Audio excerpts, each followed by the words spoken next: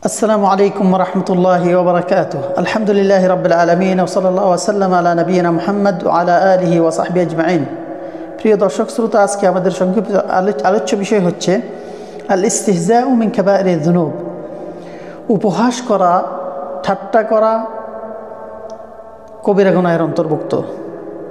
কাউকে নিয়ে ঠাট্টা করা, উপহাস করা কবিরা গুনাহের অন্তর্ভুক্ত। আল্লাহ সুবহানাহু ওয়া তাআলা ইরশাদ করেন, আউযু বিল্লাহি মিনাশ শাইতানির রাজীম, يا أيها الذين آمنوا لا يسخر قوم من قوم عسى أن يكونوا خيرا منهم ولا نساء من نساء عسى أن يكن خيرا منهن। এর মর্মার্থ হলো, হে মুমিন সম্প্রদায়, তোমাদের কোনো মুমিন সম্প্রদায় অন্য কোনো মুমিন সম্প্রদায়কে নিয়ে উপহাস করবে না, ঠাট্টা করবে না।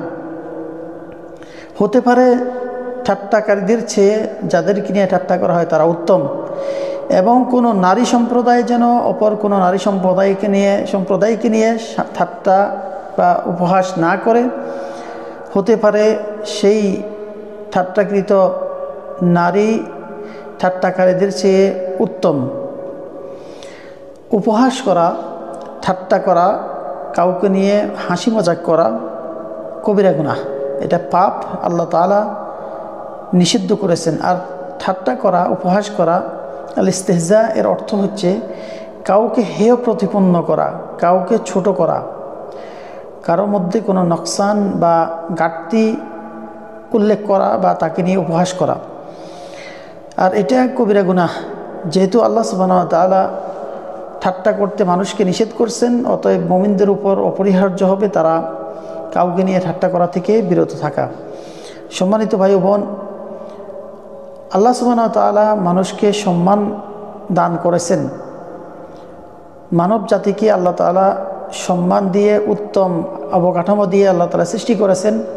কাউকে হেয় প্রতিপন্ন করা, কাউকে নিয়ে ঠাট্টা করা, খেলতামাশা করা কখনো শোভনীয় নয়, বৈধ নয়।